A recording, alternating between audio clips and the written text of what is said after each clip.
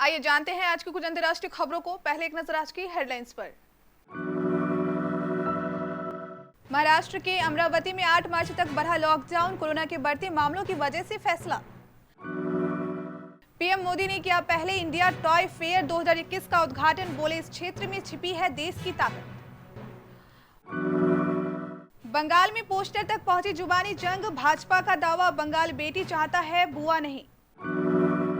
कुछ दिनों की राहत के बाद झटका, आज फिर बढ़े पेट्रोल डीजल के दाम। पेट्रोलियम मंत्री धर्मेंद्र प्रधान ने कहा सर्दियों का मौसम खत्म होते ही सस्ता हो जाएगा पेट्रोल डीजल। उत्तराखंड में नैनीताल में अब बेटियों के नाम से जाने जाएंगे घर, लगेगी बेटी के नाम के नेम प्लेट।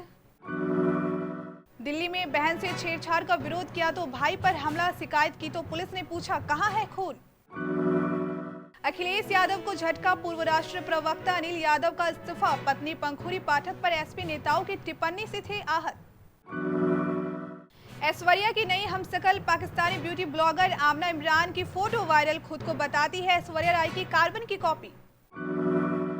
इंग्लैंड के खिलाफ चौथे टेस्ट से पहले भारत को लगा बड़ा झटका, तेज गेंदबाज जसप्रीत बुमराह हुए बाहर। महाराष्ट्र के अमरावती जिले में 8 मार्च तक के लिए लॉकडाउन बढ़ा दिया गया है। इससे पहले जिले में 1 मार्च तक के लिए ही लॉकडाउन का फैसला लिया गया था, लेकिन कोरोना के मामले न थमने के चलते लॉकडाउन बढ़ाने का फैसला लिया गया है। इसके अलावा अकोला, अखोट और मिर्जितापुर में भी लॉकडाउन बढ़ाया गया है। जिला प्रशासन के अधिकारियों ने कहा कि 5 और 6 मार्च तक को स्थिति की समीक्षा की जाएगी, उसके बाद भविष्य में लॉकडाउन लागू करने या न करने पर फैसला लिया जाएगा। कोरोना वायरस की दूसरी लहर ने देश भर में चिंताएं बढ़ा दी है। बीते 24 घंटों में 16,000 से ज्यादा केस सामने आए हैं। ऐसा लगातार तीसरे दिन हुआ है जब कोरोना के 16,000 से ज्यादा नए केस सामने आए हैं।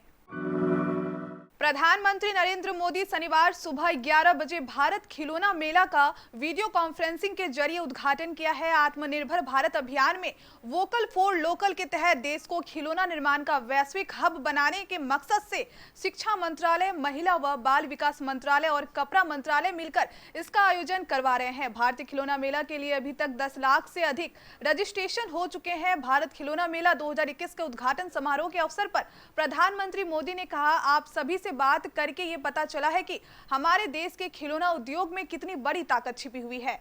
इस ताकत को बढ़ाना, इसकी पहचान बढ़ाना आत्मनिर्भर भारत अभियान का बहुत बड़ा हिस्सा है। उन्होंने कहा कि पहला खिलौना मेला केवल एक व्यापारिक या आर्थिक कार्यक्रम भर नहीं है, यह कार्यक्रम देश की सदियों पुरानी खेल और उल्लास की संस्कृति को मजबूत करने की एक कड़ी है। 5 राज्यों में विधानसभा चुनाव के लिए बिगुल बज चुका है। चुनाव आयोग द्वारा शुक्रवार को इसके लिए तारीखों का ऐलान कर दिया गया।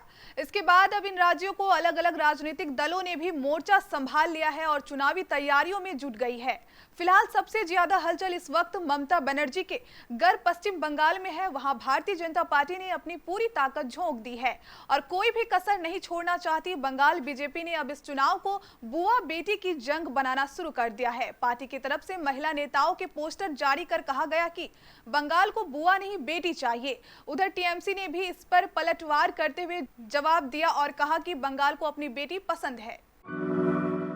3 दिन की राहत के बाद सरकारी तेल कंपनियों की ओर से आज फिर पेट्रोल और डीजल की कीमतों में वृद्धि की गई है। आज डीजल की कीमत में 15 से 16 पैसे तक की बढ़ोतरी हुई है, तो वहीं पेट्रोल की कीमत 24 से 25 पैसे तक की बढ़ी है। दिल्ली और मुंबई में पेट्रोल की कीमत अब तक के उच्चतम स्तर पर पहुंच गई है।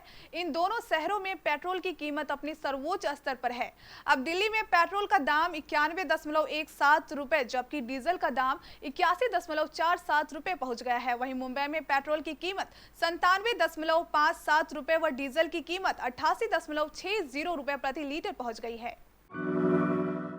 पेट्रोल डीजल की कीमतों में लगातार बढ़ोतरी के सवाल पर केंद्रीय मंत्री धर्मेंद्र प्रधान ने शुक्रवार को कहा कि सर्दियों का मौसम समाप्त होते ही कीमत घट जाएगी। उन्होंने कहा कि अंतर्राष्ट्रीय बाजार में पेट्रोलियम की कीमत में वृद्धि का असर उपभोक्ताओं पर पड़ रहा है। सर्दियों के जाते ही कीमतों में गिरावट आ जाएगी। प्रधान ने कहा कि यह एक अंतर्राष्ट्रीय मामला है और मांग में वृद्धि की वजह से कीमतें बढ़ जा रही है। सर्दियों में ऐसा हो जाता है। एएनआई के साथ एक विशेष इंटरव्यू में धर्मेंद्र प्रधान ने कहा कि सर्दियों का मौसम जाते ही कीमतें नीचे आ जाएंगी। केंद्रीय मंत्री ने कहा कि पूर्वोत्तर क्षेत्र, जिसमें अरुणाचल प्रदेश, असम, मणिपुर, मेघालय, मिजोरम, नागालैंड, त्रिपुरा और सिक्किम शामिल है, ये राज्य देश के तेल और गैस क्षेत्र के लिए जरूरी है। नैनीताल अब बेटियों के नाम से भी पहचाना जाएगा। जिला प्रशासन ने नैनीताल नगर पालिका क्षेत्र के हर घर को बेटियों के नाम से पहचान देने की पहल शुरू कर दी है। घर घर सर्वे कर बेटियों के बारे में जानकारी जुटाई जा रही है। उत्तराखंड के मुख्यमंत्री त्रिवेंद्र सिंह रावत ने शनिवार को नैनीताल में आयोजित एक कार्यक्रम में इस योजना का शुभारंभ किया। इस दौरान उन्होंने बेटियों को उनके नाम का नेम प्लेट भेंट की।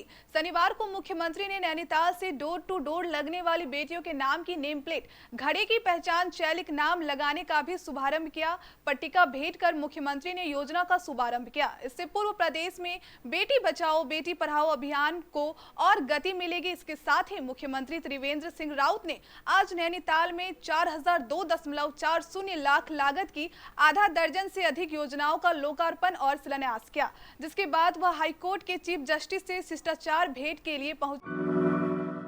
दिल्ली के कालकाजी इलाके में एक ऐसी दिल दहला देने वाली और पुलिस को संवेदनहीनता की खबर सामने आई है, जिसे सुनकर हर कोई हैरान है।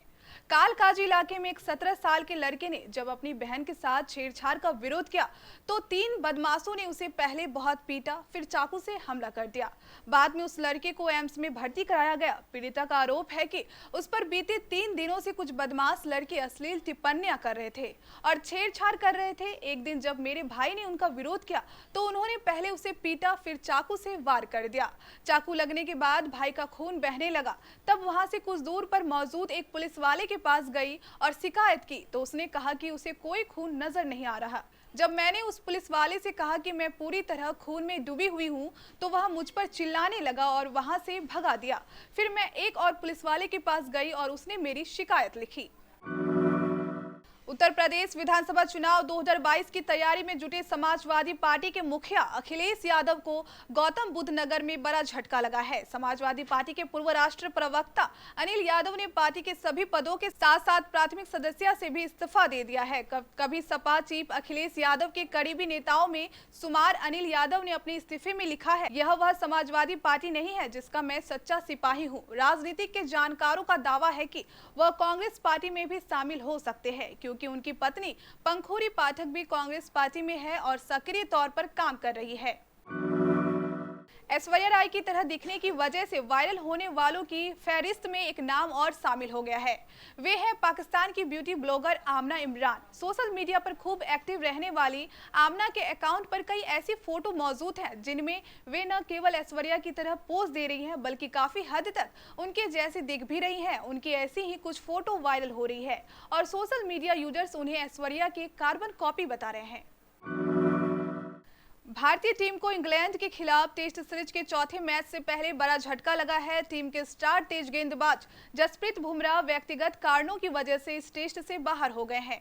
बुमराह ने इसके लिए बीसीसीआई से अनुरोध किया था, जिसे बोर्ड ने स्वीकार कर लिया है। बुमराह इस सीरीज के पहले और तीसरे मैच में खेले थे, जबकि दूसरे मैच में उन्हें आराम दिया गया था। भारत इस समय इंग्लैंड के खिलाफ सीरीज में 2-1 से आगे है और उसके इंग्लैंड में होने वाली वर्ल्ड टेस्ट चैंपियनशिप के फाइनल में पहुंचने की संभावना काफी ज्यादा है। भारत को अब चौथे मैच को जीतना या ड्रॉ करवाने की जरूरत है।